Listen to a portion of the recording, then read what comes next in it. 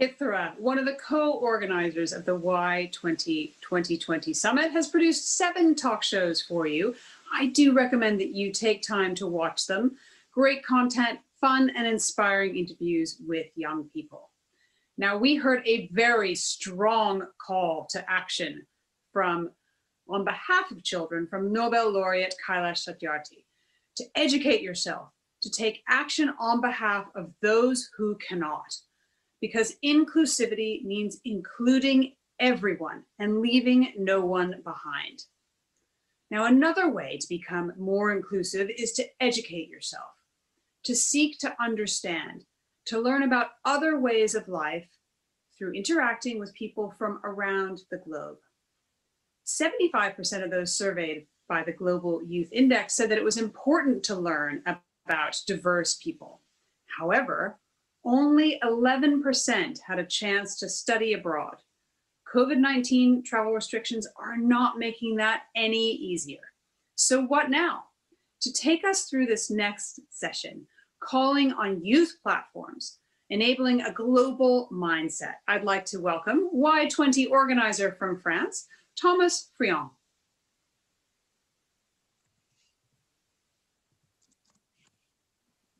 Hi, everyone.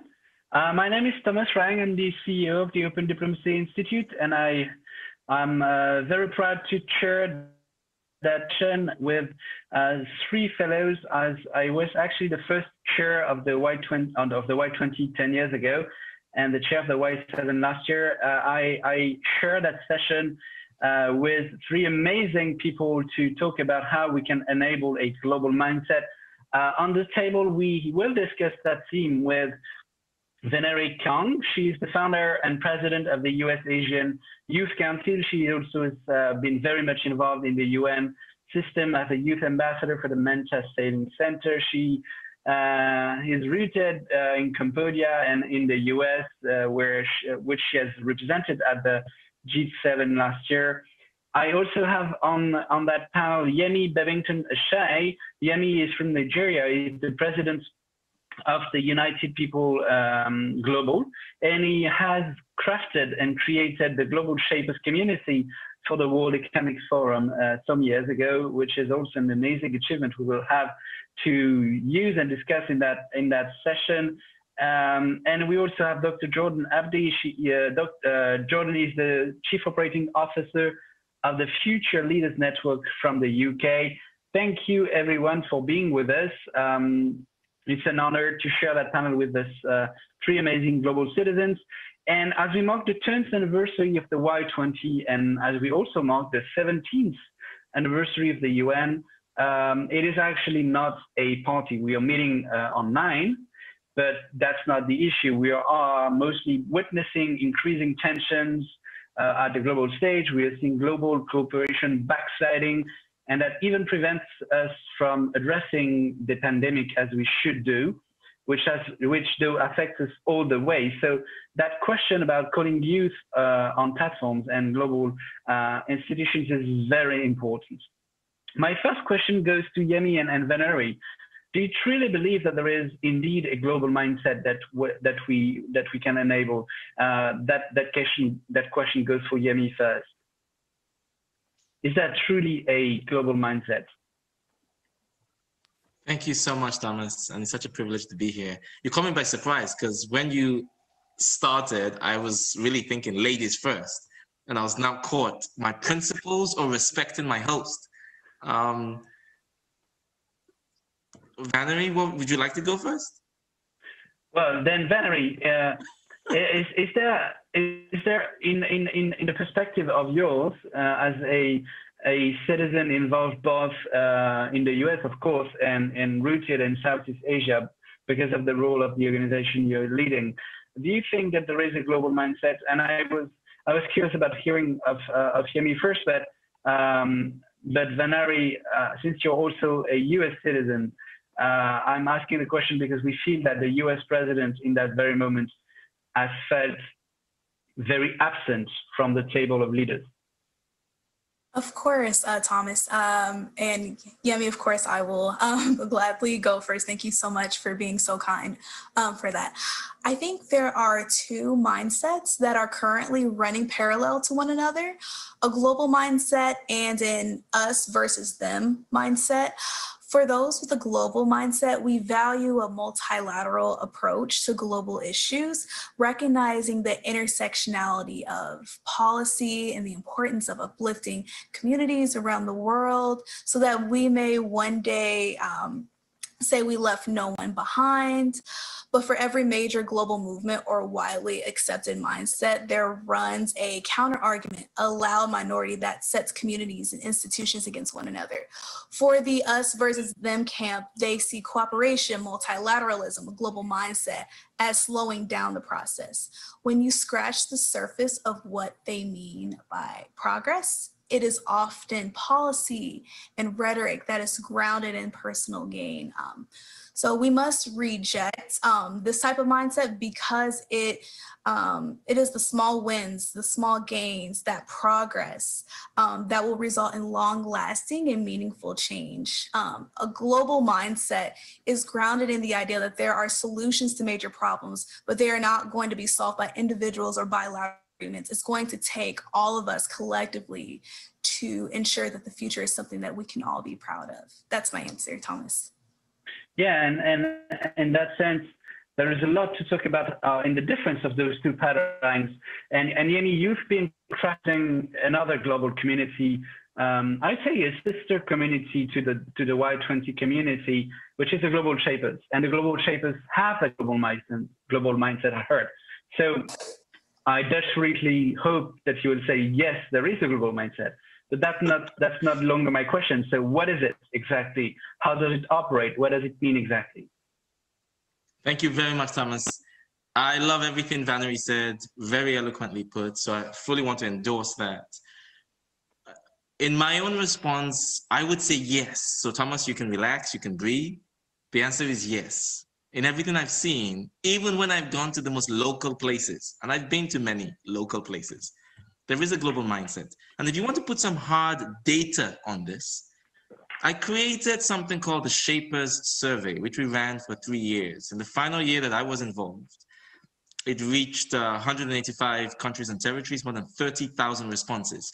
But crucial to tell you that in each of those 3 years, when we asked young people the biggest problem facing the world, they had a lot of things to choose from, like corruption and jobs and this.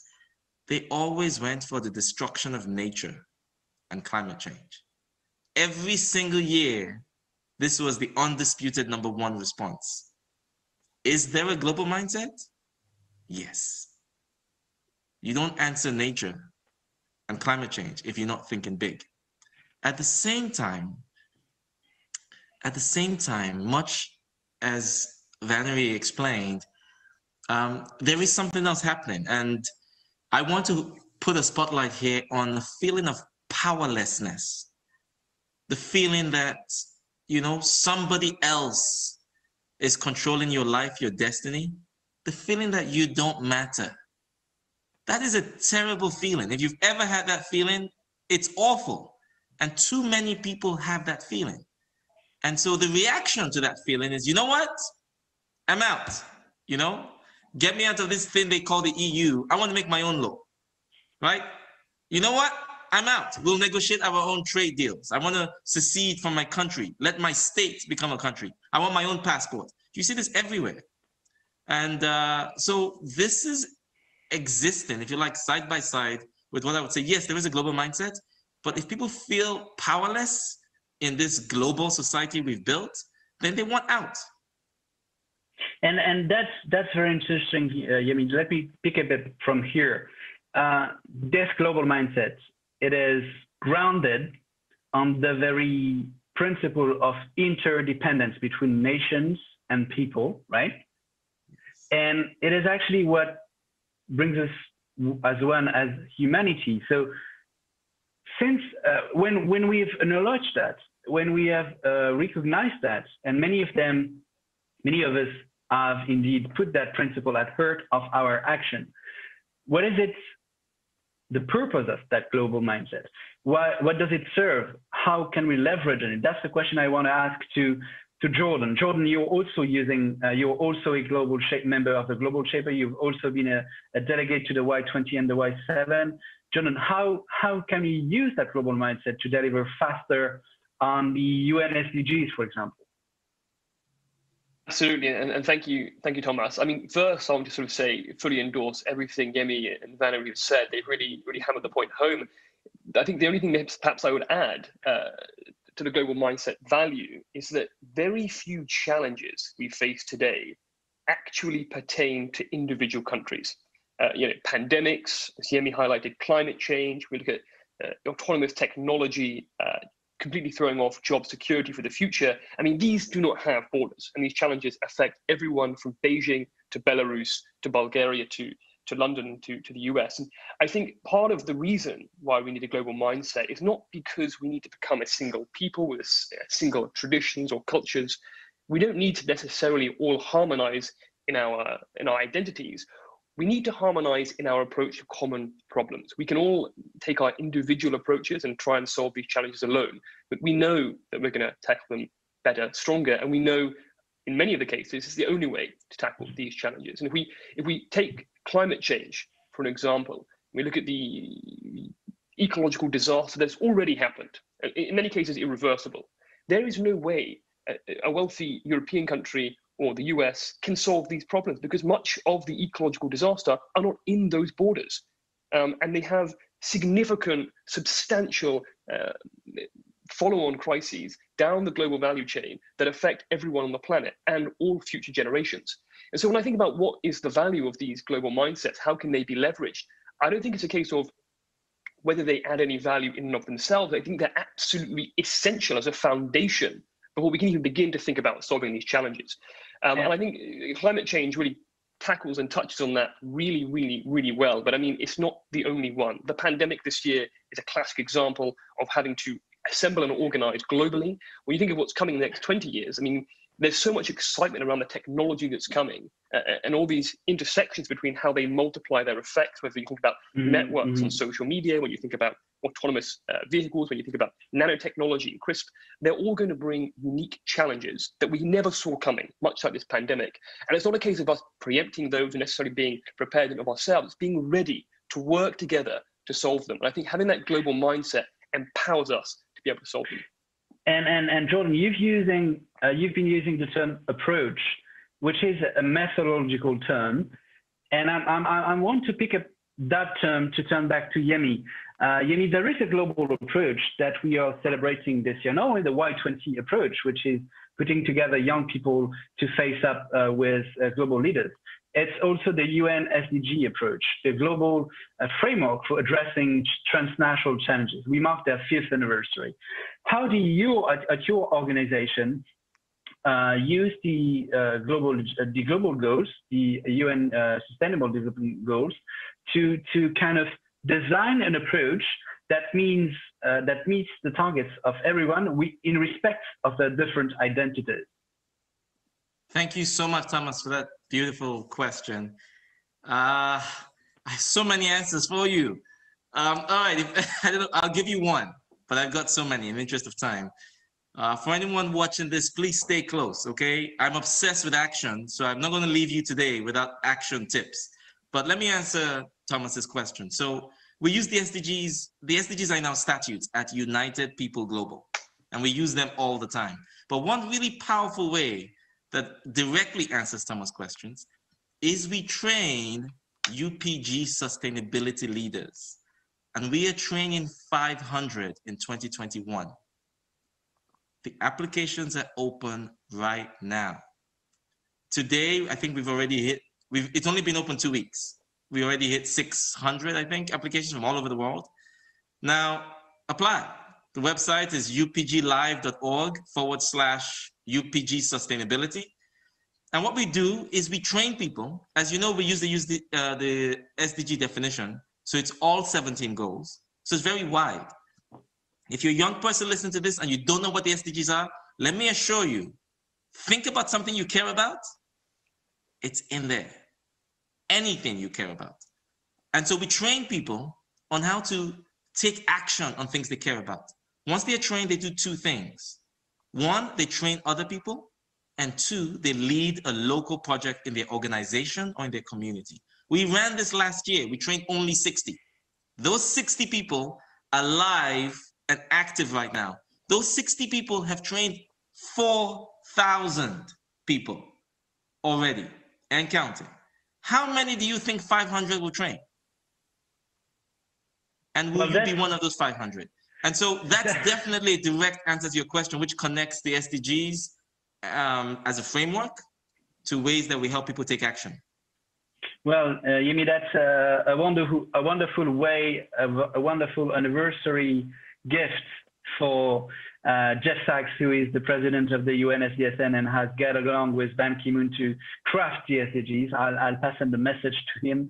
But the goalkeepers keep saying to us, to global citizens, that due to the COVID-19 crisis, we have taken a 20-year delay in achieving the agenda, the 2030 agenda.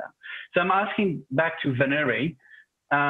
You've used that SDG framework, that 2030 agenda, to also drive your action as the president of the US Asian Youth Council. Do you think that the SDGs are a shortcut to achieve sustainability, or something that brings us too late to achieve? So many people keep saying it's too complex, it's too heavy, we can't achieve that, we need bolder, stronger action. Some people say we need green totalitarianism to achieve sustainability. That's getting mad. Emergency is turning us mad. So is that slow, fully fledged, holistic process a better way to get there, a better shortcut to get there? So I think in terms of using the United Nations SDGs, I think it definitely provides a lot of frameworks and a lot of, especially during the pandemic, a lot of room for innovation and creative ways to solve the world's most pressing issues. So for instance, another organization that some colleagues and I are a part of, so one of my colleagues, Alexandria J. Maloney, and I are the co-founders of The World is Watching, and is an international coalition to address the Black Lives Matter movement. We uphold the SDG Goal 17 partnerships to progress forward. And so what we do is we've been, I'm also a member of the C20 as well. So we've been using our partners with Black Lives Matter Rome, other local Black Lives Matter chapters here in the US, as well as defining what does it mean to be of the Africana diaspora in other regions of the world. So for instance, I'm what you call Afro-Asian. My dad's Black, my mom's Asian. So defining what that means. So what we do is with the SDGs is how do we find ways to address equality for all? So does that mean college recruitment? So making sure that we're equipping colleges and universities how to do outreach to make sure underrepresented communities can get access to higher education. When it comes to implicit biases in the workforce, how do we train managers to understand and how to harness that talent of diverse talent in the workforce? Because if they're used to dealing with one type of talent, then that's a loss for the company in general because they're not accessing different types of revenue. Another way as well, when it comes, another organization that some colleagues and I are part of are the Black Professionals in International Affairs, making sure we're bridging the gap of the digital divide. So partnering with other companies that are looking for diverse talent. For instance, we have our Diversity in International Affairs, making sure that we're exposing diverse students to study abroad programs, language trainings, knowing that there's different career options within the international affairs world, whether it's private sector or public sector. And Venery, you've been speaking a lot about partnering, which is, I guess, one of the most important verb here. And it's even the name of the SDG 17. So it's very important. And the Y20 that you've been part of, and we are celebrating its anniversary this year, is also about partnering between generations. So how do you look at the way young people could use that global mindset, because they have it, to address global leaders in achieving faster, quicker, and much bolder this 2030 agenda? What what would be your call for action to the G20 leaders in that sake?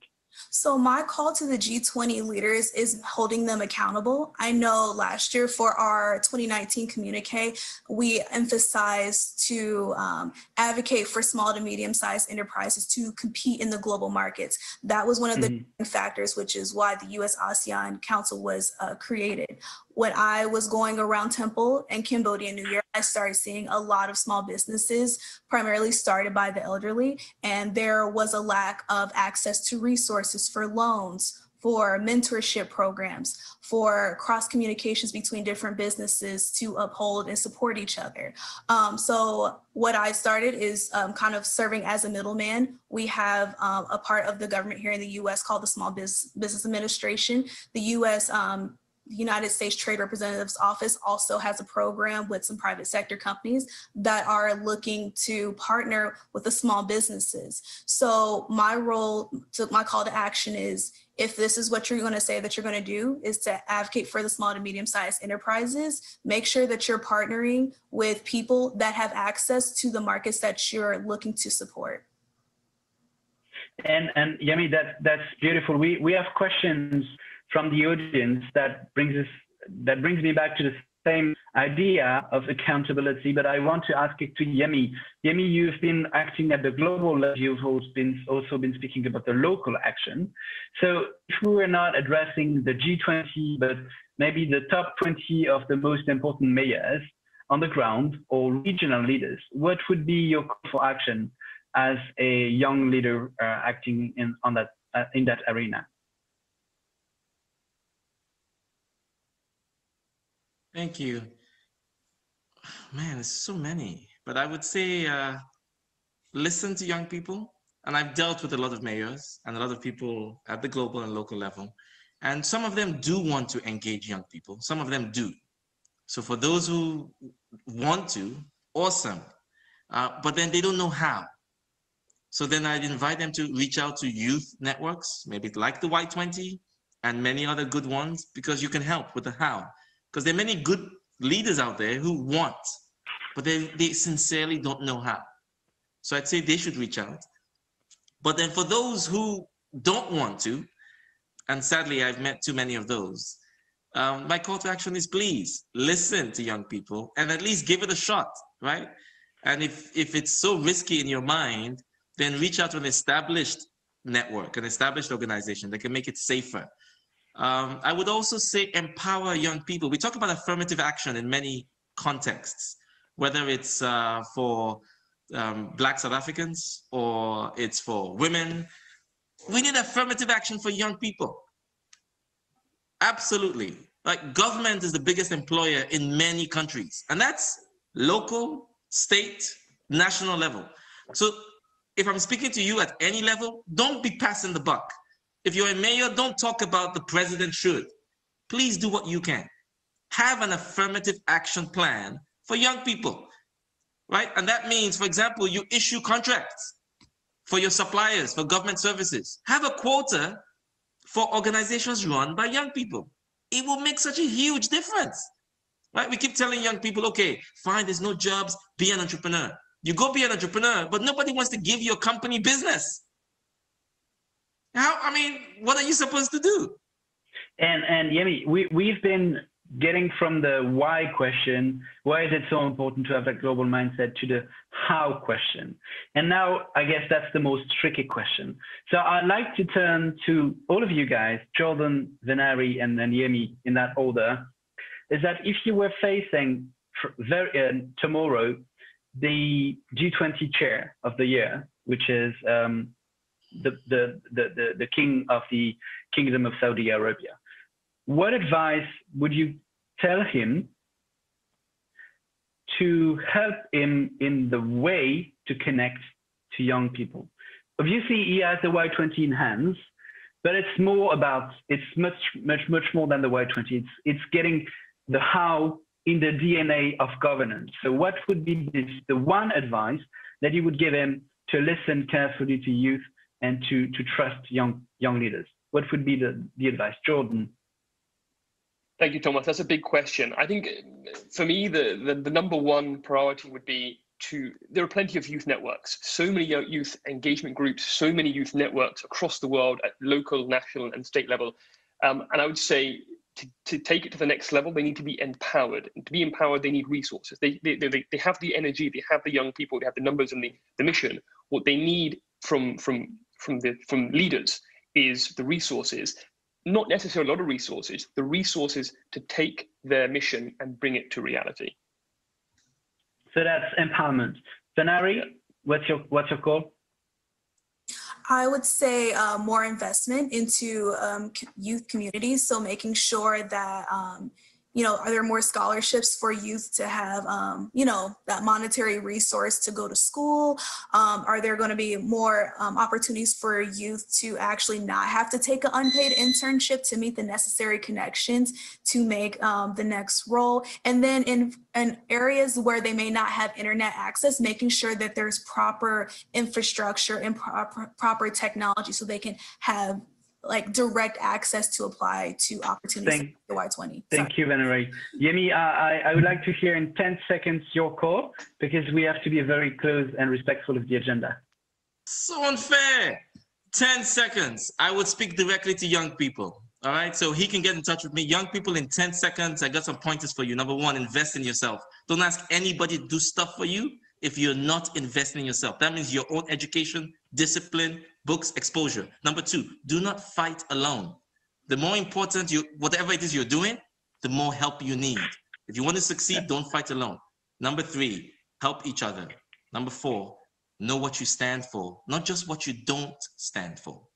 Find out what you stand for. And the last one is take responsibility. Be part of the solution. Any problem you hate, find a way to do something about it. All right, wish you luck. Well, Yemi, thank you so much for being as punctual as needed. It's tough for French people like me, but you did well. I like to sum up that session in a very one sentence. In celebrating the Y20 10 years anniversary, and in celebrating the way that the kingdom has managed to chair that event in such situation, which is a global pandemic we never had in a century, I'd like to resume and bring it back in one word. It's about trust. It's about everyone looks at everyone care, having in mind that no one is safe until everyone is safe. So I yield back to the chair, and thank you so much for the opportunity of having that anniversary with such so beautiful panelists. Thank you so much, the three of you. Thank you. Thank you.